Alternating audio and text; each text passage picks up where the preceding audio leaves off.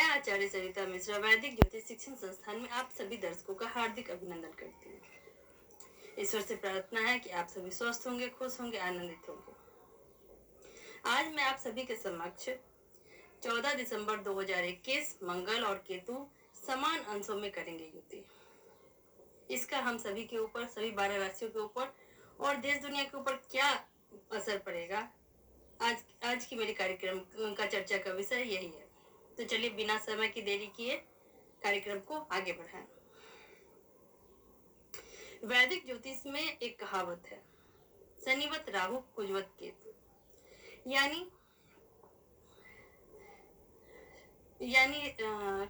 राहु शनि की तरफ फल देता है और केतु मंगल की तरफ।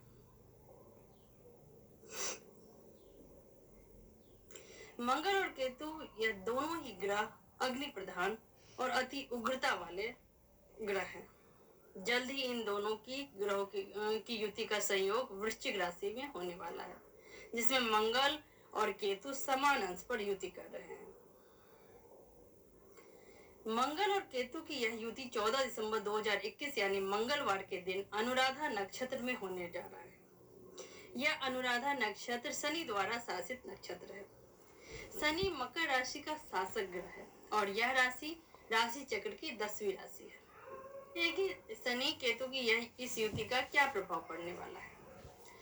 इस युति के कारण आध्यात्मिक गतिविधियों में तेजी से वृद्धि देखने को मिल रहा है।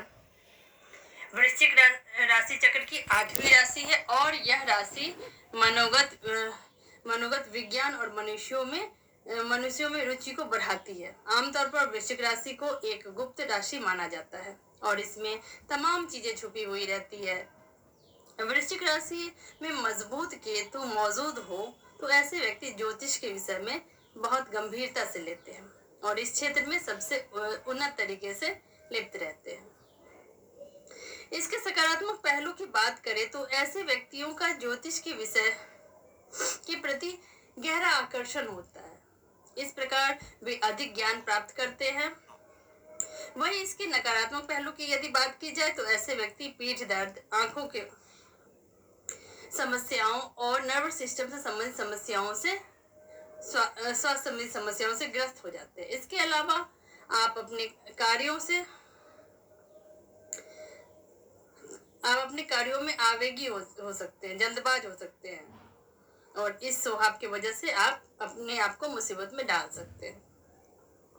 अब आइए जानते हैं कि मंगल केतु की समान युति का गोचर वृश्चिक राशि में विश्वव्यापी क्या प्रभाव पड़ने वाला है।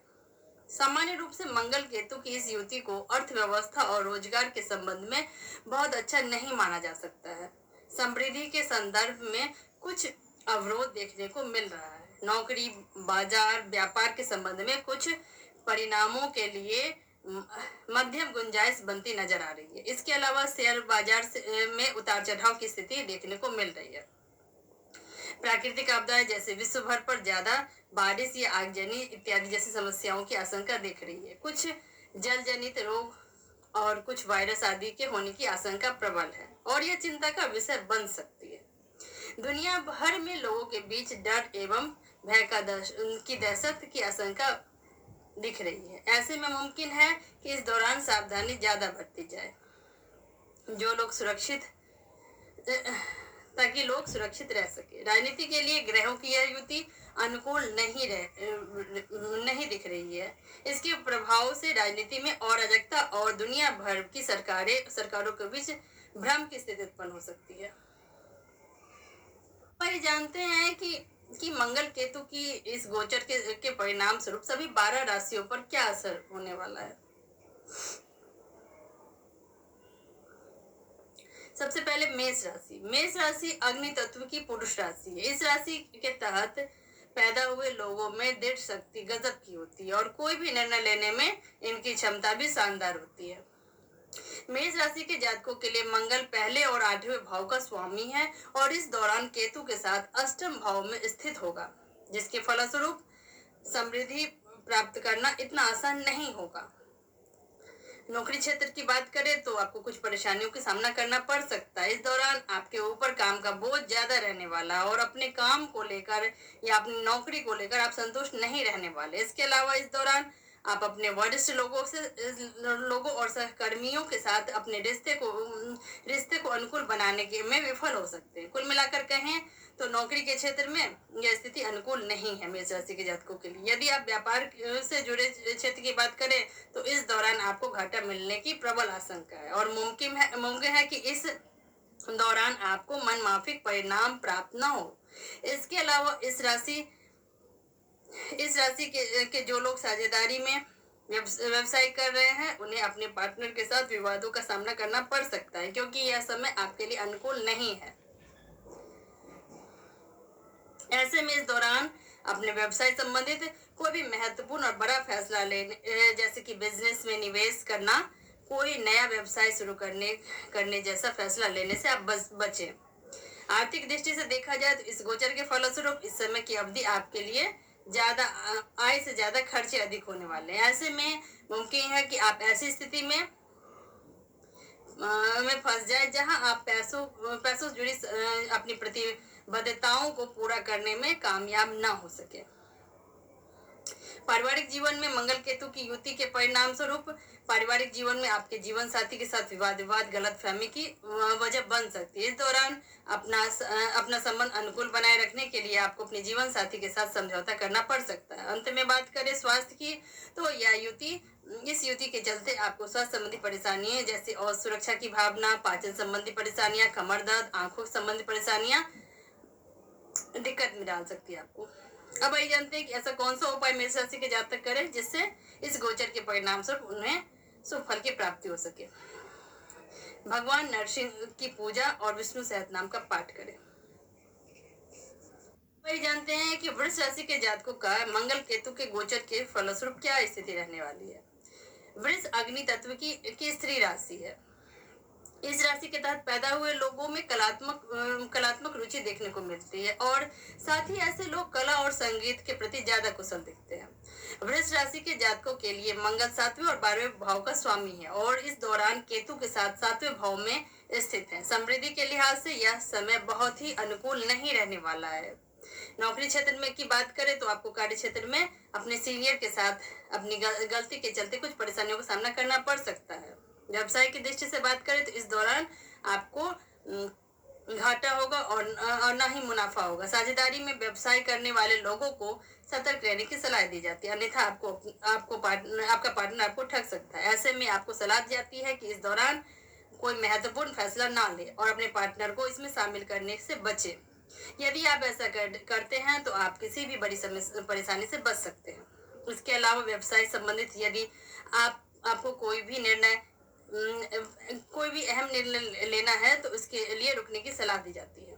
आर्थिक दृष्टि से बात करें तो यह समय अनुकूल नहीं रहने वाला, क्योंकि पैसे की तंगी की वजह से आप अपनी जरूरतों को पूरा करने में सक्षम नहीं हो पाएंगे, जिसके चलते आपके खर्चे आपके तनाव की वजह बन सकते हैं। व्यक्तिगत पारिवारिक जीवन की बात करें तो यह समय अनुकूल नहीं रहने वाला। इस दौरान आपके जीवन साथी के साथ बिना किसी भी बात पर अलगाव की स्थिति बन सकती है, इसलिए आपको सतर्क रहने की सलाह दी जाती है। जानते हैं कि स्वास्थ्य की दृष्टि से वृष राशि के जातकों का कैसा रहने वाला है।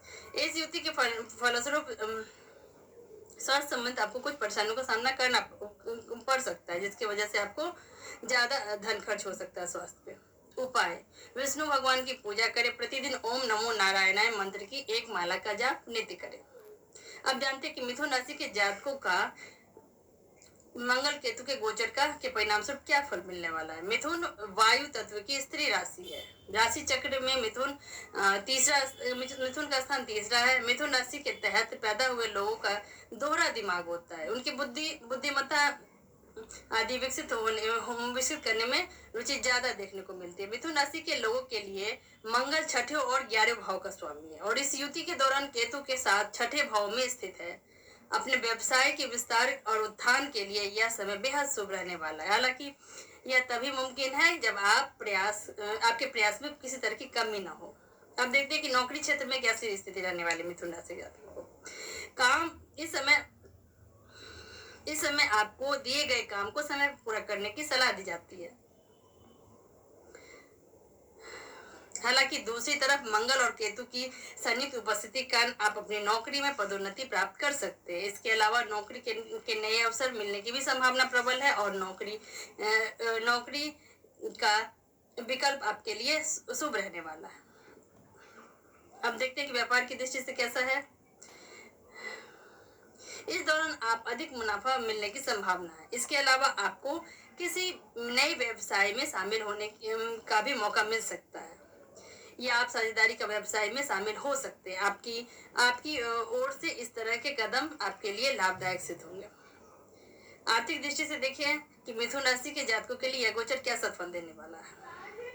धन के मामले में इस दौरान आप शुभ स्थिति में रहने वाले। इस दौरान आपको ऋण और विलासिता आदि से धन लाभ होने की प्रबल संभावना। इसके अलावा आप धन संचित करने में आपको सफलता प्राप्त हो सकती है। पारिवारिक दृष्टि से देखें तो मिथुन राशि के जातकों के लिए यह गोचर आपसी संबंध और साझेदारी के दम पर खुशहाल रिश्ते का आनंद आप उठाएंगे। आपका रिश्ता इस समय इतना अनुकूल और खुशहाल रहने वाला है कि आप दूसरों के लिए उदाहरण बनेंगे। स्वास्थ्य के संदर्भ में बात करें तो मंगल और केतु की युति आपको उचित ऊर्जा और दृढ़ संकल्प प्रदान करने में सफल साबित हो रहा है। उपाय ओम नमो भगवते वासुदेवाय नमः मंत्र की एक माला की जाप आप नित्य करें।